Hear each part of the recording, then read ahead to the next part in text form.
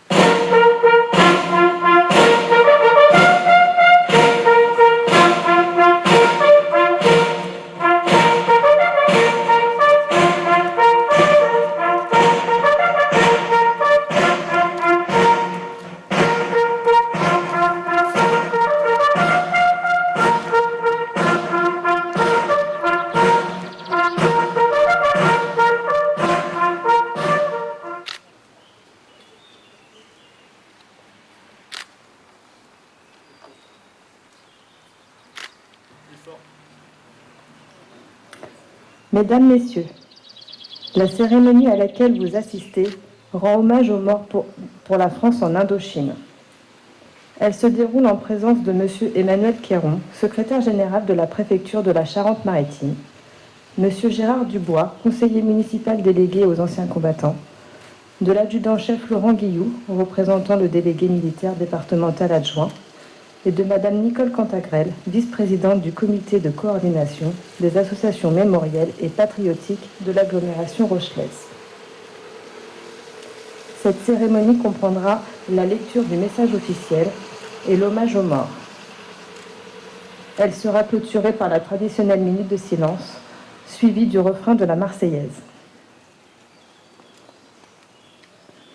Il va maintenant être procédé à la lecture du message officiel de la ministre déléguée auprès du ministre des Armées, chargée de la mémoire et des anciens combattants, par M. Emmanuel Quéron, secrétaire général de la préfecture de la Charente-Maritime.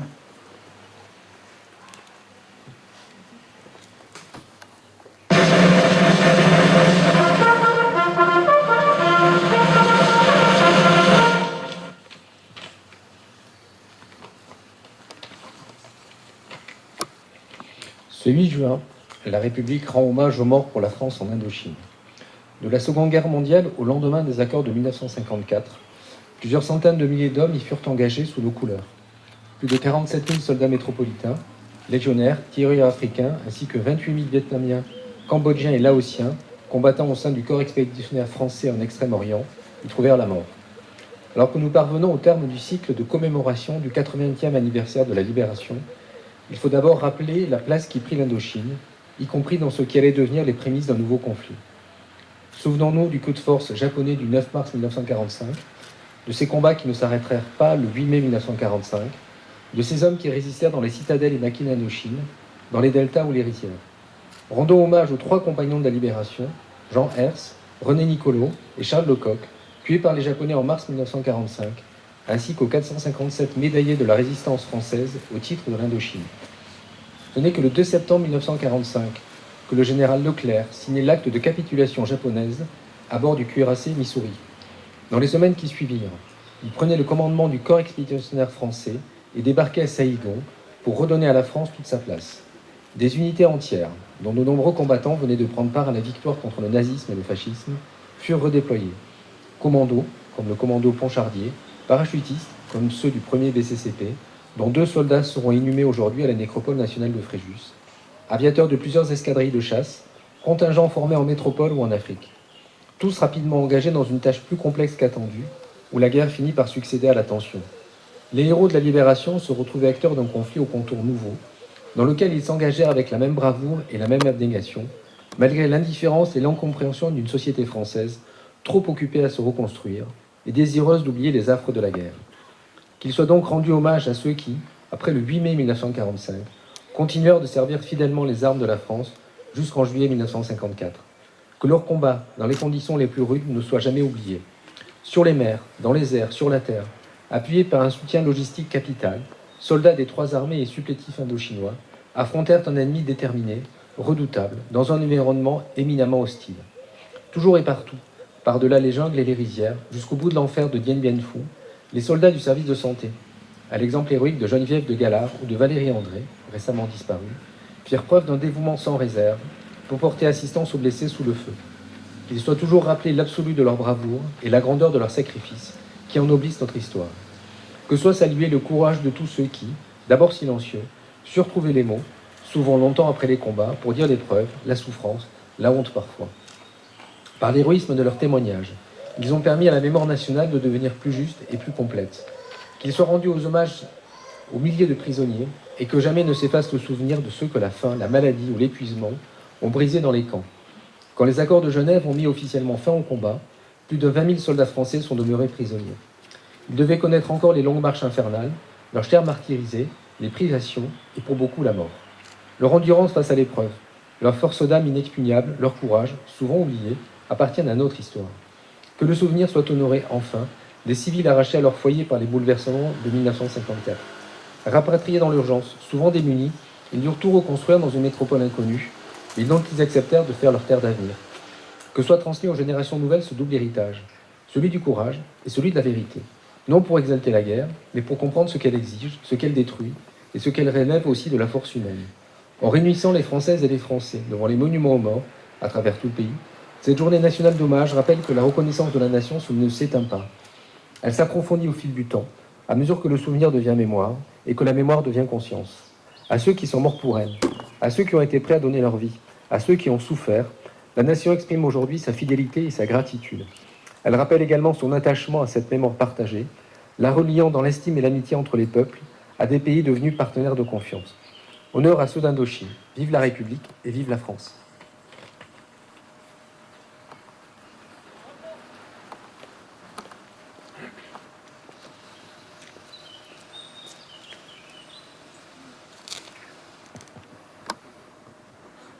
Les autorités vont désormais déposer des gerbes de fleurs en hommage aux victimes.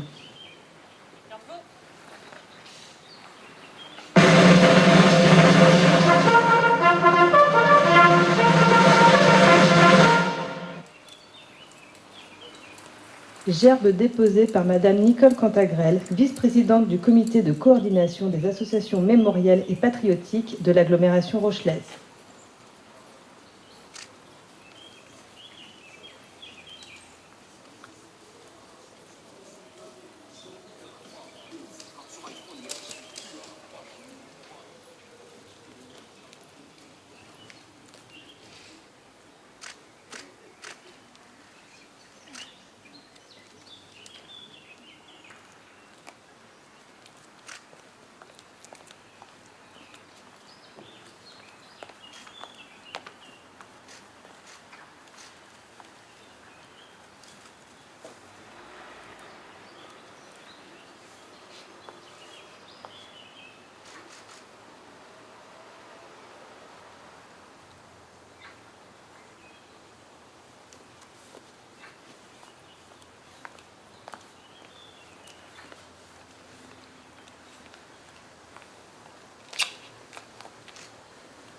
Gerbe déposée par le chef Laurent Guillou, représentant le délégué militaire départemental adjoint.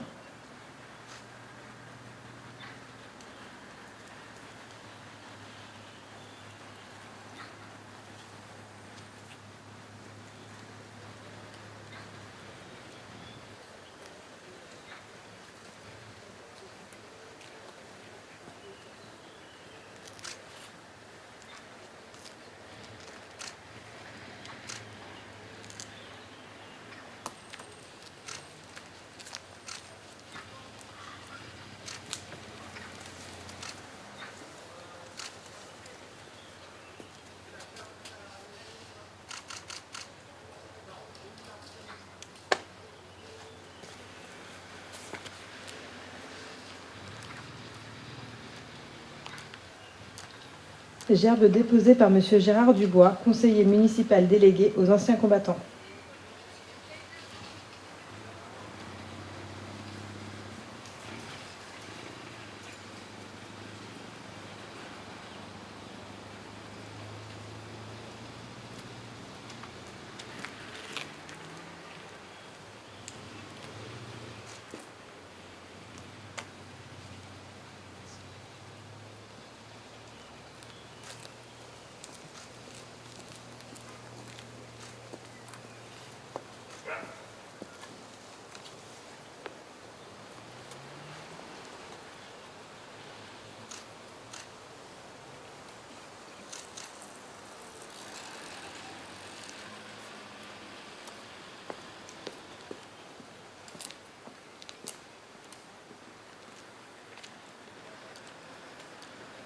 Gerbe déposée par Monsieur Emmanuel Quéron, secrétaire général de la préfecture de la Charente-Maritime.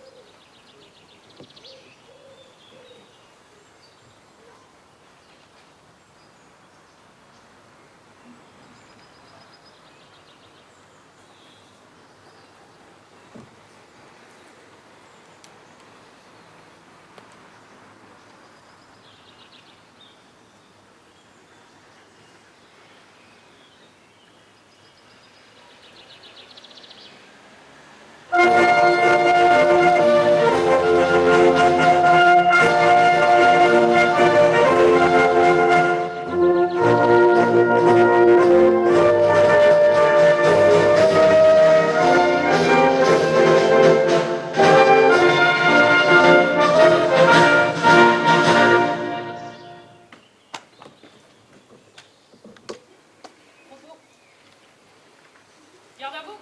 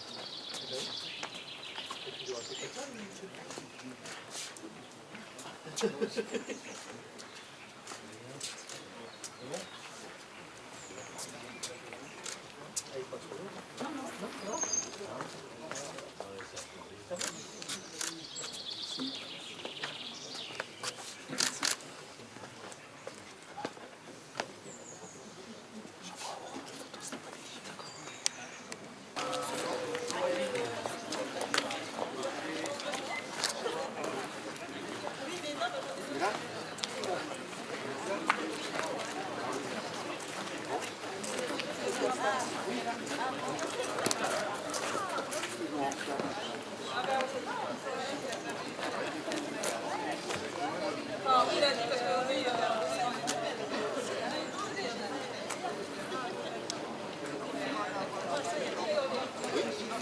il faut une adresse mail. Alors soit je demande une adresse mail là-dessus, tu m'envoies une adresse mail, et si tu n'as pas, tu demandes à ton entourage. Et 18 jours, je serai. Oui. Oui, mais c'est gratuit. Mais... Bon, on a plus. C'est bon? Des façons de soleil dans la